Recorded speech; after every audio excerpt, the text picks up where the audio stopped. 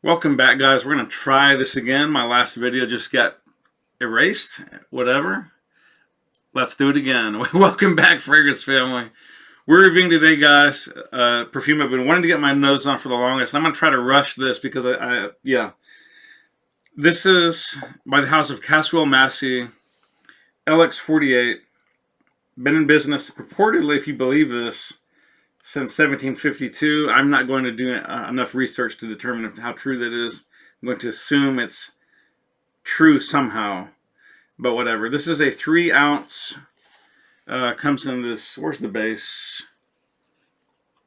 Comes in this pretty golden base, like so. That's enough of the box.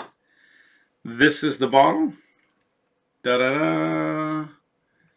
And where did my top go? Not there. It is. Top goes something like so. Now, I think this dropped roughly in 2014 or so. Could be wrong. Don't hate on me if I'm wrong. I know it's a very recent scent because they made a big deal about online that, oh, this is the first of 3 modern scents that Caswell Massey has released.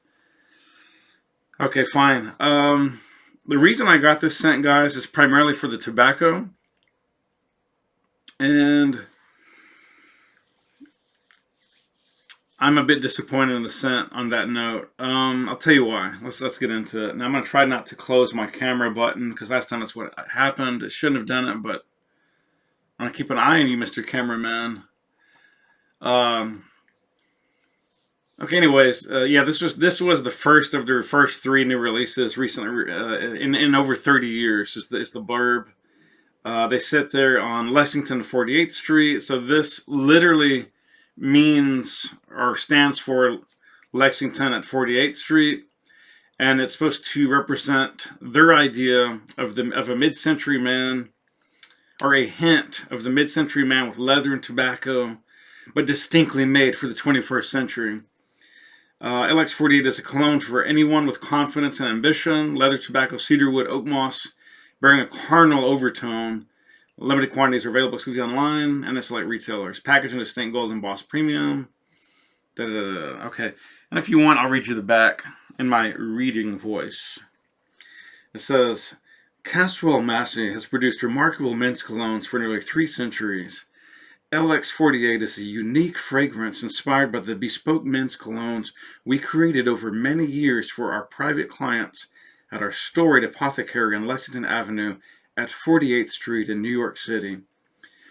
LX48 is a truly masculine cologne redolent with leather, tobacco, cedarwood, and oak moss, bearing a carnal overtone, a strong, clean expression of the modern man. Okay, enough of my cheesy reader's voice. Big problem, guys. There's nothing remotely modern about this scent. With all due apologies to Caswell Massey and their lovely list of, I don't know who their noses and their their chemists and their lab techs were, but as this bottle suggests, what does this look like to you guys? I'll tell you what it looks like to me. It looks like a bottle from 1964 or thereabouts, 1966 or something, and that's exactly what I think it represents. This is a throwback to another era that I think represents Park Avenue, bankers and lawyers and politicians and movers and shakers from that era, from the pre-civil rights or up into just the early post-civil rights movement era. This is much more about leather than it is about tobacco. Now, I will say this. The leather in here is very refined, very sophisticated. The whole scent is very refined and very sophisticated. But I picture a man well into his 60s wearing this type of scent. I do not and cannot picture a man even in his 50s going out and buying this and saying, honey, I'm going to rock this over, for example, Herod by Parfums de Marly, or Tobacco Vanille by Tom Ford, or even by Sud Pacifique, Comme Toi, Rum and Tabac, rum and tobacco, or Atelier Cologne, Tobacco Nuit. And I could go on and on, even to the House of Zara, which I recently reviewed. I think this gives you more tobacco, and this is sexier. Maybe a little juvenile, but I think Feuille de Tabac, or tobacco leaf in French, is a much more interesting and more cerebral and poetic type scent. Sexy, maybe not so much. I'd say it's semi-sexier, not full-on sexier. And I just got Frank number 3 in the mail, and that is very sexy. And this is all about, mostly, not all about tobacco, it's mostly about tobacco. And I also got 18.21 in the mail, and that's definitely all about tobacco. It's got a little booziness in it. We'll get into that in another review, but I will say the tobacco comes out the longer you wait, which is going to be post 30-minute mark before you can really detect it. Because oh yeah, I should warn you guys, this has a little bit of oak moss in it, and it's quite prominent. I mean, it's not prominent, but it's prominently obvious, if that makes any sense. There are a lot of oak moss haters out there. If you are an oak moss hater, do not buy this scent. Yeah, you'll puke in a bucket if you're that sensitive to oak moss. But I kind of like it. Smells kind of woodsy. The leather, again, is very prominent. The tobacco comes out much more into the heart and dry down, and it's pretty much stays very mild and very linear. And there's some depth to it, not a lot. It's not very resinous at all. It's more of a dry, faint, very soft tobacco, but it very much hides behind and under the leather accord, or the leather and the oak moss, and the cedar is not at all that spicy. It's more of that dry, slightly peppery cedar, if that makes sense. This is very sophisticated. It's very good. The aroma chemicals are clearly very high dollar. I'm not trying to take a big dump on Caswell Massey, I promise you. It is sophisticated. It's very good for what it is. It's just not that modern, in my humble opinion. It's definitely not that sexy.